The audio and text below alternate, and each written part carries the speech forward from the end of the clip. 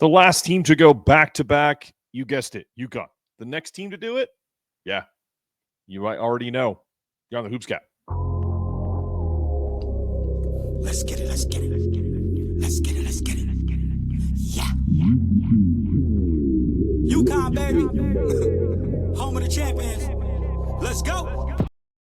Welcome back into the Hoops Cap pod, powered by Big East Energy on the Big East Energy Network. I'd like to also thank our sponsor, Joey Bail Bonds.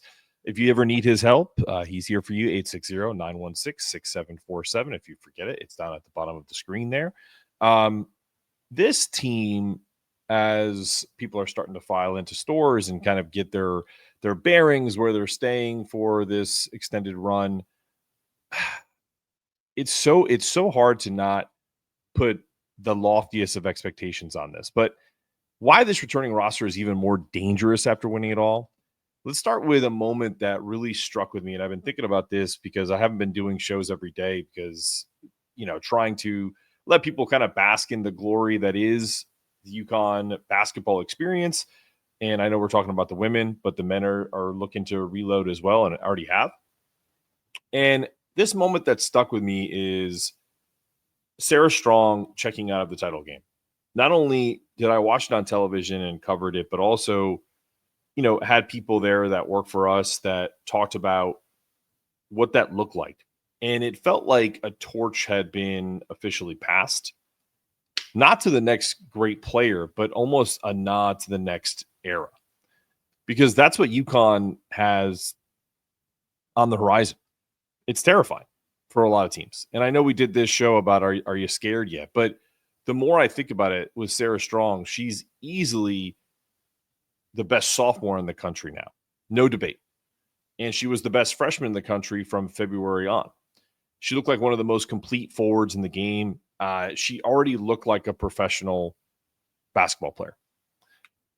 And there were only probably 2 times during the year that she looked like a freshman.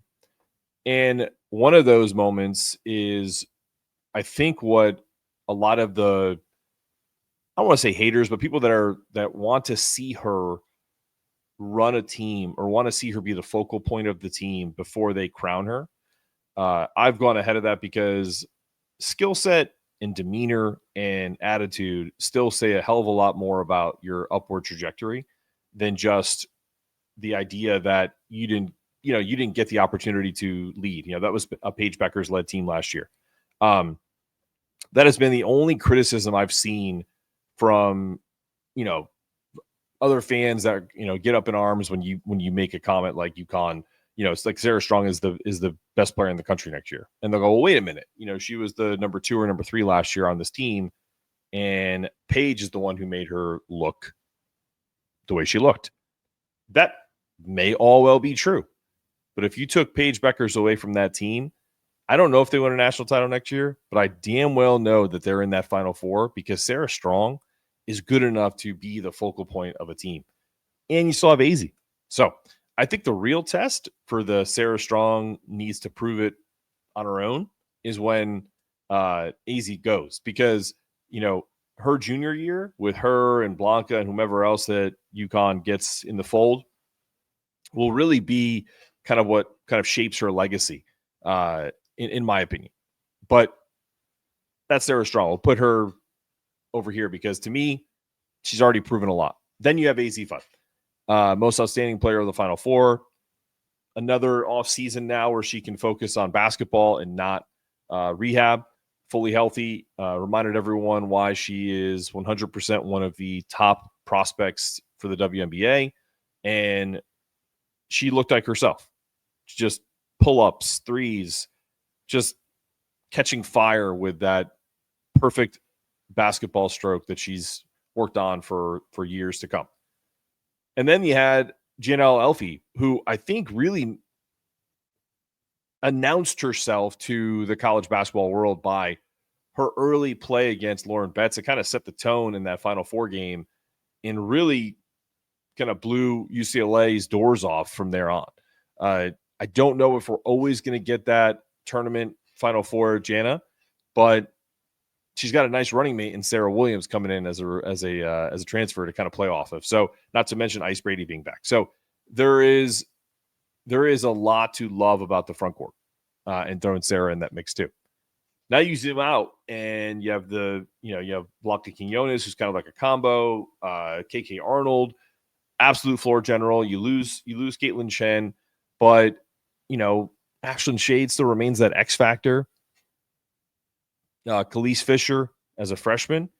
Then you have Allie and Ice, players who are going to find real minutes this year. And I think what's going to be interesting too is how he plays the rotations during the Big East with all of this talent. Could see some really big hockey lines, 5 in, 5 out. So last year's roster had to prove it could stay healthy and really kind of finalize these championship aspirations. This year's team already knows what it takes to win. And if they're coming back with less pressure, doesn't it remain even more likely that they should be preseason number one? There's no pressure for that. If they don't win at all, it's like, oh no, you didn't go back to back. I mean, UConn has already gotten back to the mountaintop. So they're coming in with less pressure and more weapons. That's a recipe for success. So when we come back, we're going to talk about, is there a target on their back? And really, I think next year is going to be just all about dominating. Also want to talk through some new things that are coming to the network, including a brand new women's show. We signed a new host. And also for those of you who love T. Baker, we are going to do a show around his perspective in the Big East world. So we're going to talk about those things and obviously some more UConn coming up after the break.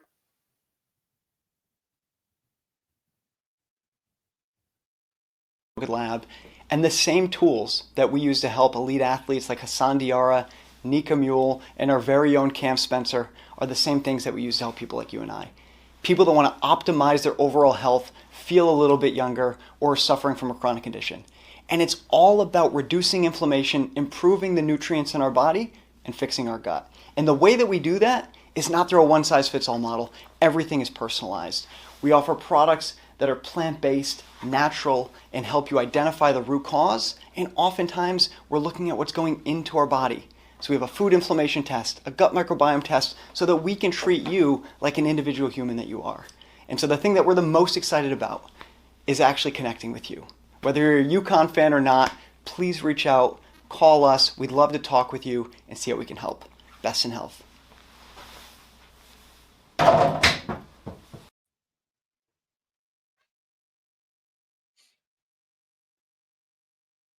And we're back on Big East Energy Network, the Hoops Cap Pod. Check out BigEastEnergy.com. You can get this hat on there. You can get other things. We have some really cool new collections, Hoops Capital Tees. Also, you have the Dream Season, our favorite era that was, before there were banners, essentially, right?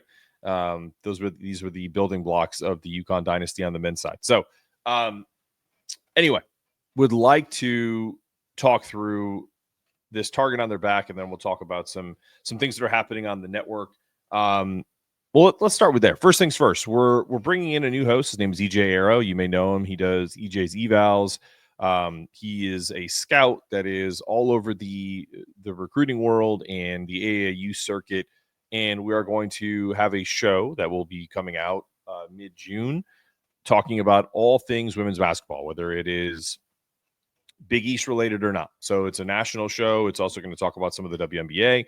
So if you're following your favorite UConn family into the WNBA, like Paige, like others that are still rocking out for Nafisa, Brianna, all these other big time stars, EJ is going to be covering it with his new show, and I'm not going to spoil the name of it yet, but be on the lookout for that. Also, T. Baker, who is a co-host with me on Fridays on the Hoops Cap, is going to be the main host of a Big East weekly show that, again, I'm not going to spoil any titles, but we're going to have a women's Big East weekly show that will start to kind of put some episodes out mid to late June, and we're really excited about it. We're excited about that. We're bringing on a Villanova podcast for both the men's and the women's. So, yeah, things are really great here at Big East Energy Network, and we love that you're sharing that time with us. Last thing before we kind of go on this little mini pod, this team is the real deal, right? What they did in that tournament really kind of, I think, proved that this is all working out. And so they are playing some really top-notch competition next year outside of the Big East. I don't see the schedule has any South Carolina in it, but I do think that this is going to be an interesting year because with this 15-person roster, I'll address something that I feel like a lot of people were worried about, which is like, especially on the women's side, like for whatever reason, our fan base cares more about on the women's side, and I know the reason why. It has nothing to do with male or female. If the men had to stay all 4 years versus the women, you'd see people care more about the individual that is there and maybe has put in some time and really kind of done some great things for the university and for this fan base. But because of the transactional nature of which the men's game is, even though you still have the 4-year players like Alex, or the 2-year guys that you fall in love with like Tristan, or the 1-year guys that you fall in love with like Cam, homegrown kids like Donovan who weren't transfers, those type of guys, right? The Tyrese Martins of the world who didn't win a title with UConn, but has really kind of come into his own, with the in the NBA, something that I don't think a lot of UConn fans thought was gonna happen. So like, whether you do that, but with the women in particular, like when you bring a woman in to your team as a freshman, she's staying all 4 years unless she transfers out. So the reality is there's no other place to go but to stay into college. So you can get the best player in the country and you have her for 2, 3, 4 years. And with UConn's track record, you're probably going to keep them all 4 years unless they're just not getting playing time. So I don't think that's going to be an issue with this team because I think players are going to get a ton of run based on how talented this team is, because I think Geno wants to kind of figure out what the chemistry of this team is. He did it a little bit last year, but I think he's going to do it even more this year because he doesn't have that kind of calming influence of, hey, I'm just going to put Paige back in the game and then we'll kind of blow people out. This is going to be trial and error, whether it's Serah stepping up, whether he's got another gem in Blanca Quinonez, which I think he does. How much of a leadership role does Azzi take over? So these are the questions I think that will be answered pretty quickly. And I think we see, like I said, I think you're going to see a ton of like hockey lines. Like I know people are going to be like, well, when they play better competition, they'll tighten that up. But that's every coach. I think what satisfies players is that they're not sitting down in blowouts, right? That they're being trusted to kind of go out there and hold that UConn standard. So I think that's going to quell any issues with anyone leaving because they brought in like an extra point guard like a Kayleigh Heckel, or someone like Ashlyn Jade, who is she going to take more minutes away from someone like Ali Zabel, or is Morgan Shelley going to kind of impede on Blanca? I think there's going to be enough minutes to go around because they're just going to beat the brains of everybody, and they're only going to tighten up this roster, and they'll have people who are ready to contribute if there's unfortunate injuries or they need to bring someone in for foul trouble, even though that core will be between 9 and 10 players. Sometimes Geno's gone less, but I think he's seen the value of this. So I do think that is something to look for. I think people, we'll track that during the year. I'm curious what the minutes will be for everybody. And I don't have it because I don't want to ruin it. I think it's something that everyone should go see for themselves. Go to the women's basketball Instagram or Twitter page. Find the Geno Auriemma story he tells of Bear Bryant, because he's playing with all his rings. And he said, I'll tell you a true story. And I'll paraphrase it and we'll call it a day. About how on a recruiting visit one day, Bear Bryant was at Alabama and he had about 20, some around 20 players, probably all of them top 20 in the country, top 10 or whatever. And they haven't seen him all weekend and they're getting ready to leave. And Bear Bryant calls him into his office and says, all right, throws out all the rings on the table. Hear the clang, clang, clang, clang, clang, clang, clang, all these rings for Alabama football. He says, you guys want some of these? And he's like, if you want some of these, you come to Alabama. And that was it. Have a great weekend. Well, Geno goes, true story is all those guys committed to Alabama and they continue to win. So he's like, I haven't tried that yet. Maybe I should. So go check that out. It's classic Geno, Geno hamming it up. Great story. And also true. Geno with 12 titles, just won it last year. I don't think that's going to stop. That jewelry is going to keep piling up. He's going to have to, clone another hand or, have his grandchildren wear them or whatever, because I don't think it's going to stop at 12. I think 13's on its way. All right, this has been another episode of the Hoops Gap. Thanks to our sponsor, Joey Bell Bonds. If you need anything at the Feel Good Lab, make sure you check out Ryan Gresh at the Feel Good Lab and use the promo code Big East Energy. When you check out, you get 15% off your first order. This has been another episode of the Hoops Gap. We're out. Let's get it, let's get it, let's get it. Let's get it, let's get it. Yeah. UConn, baby.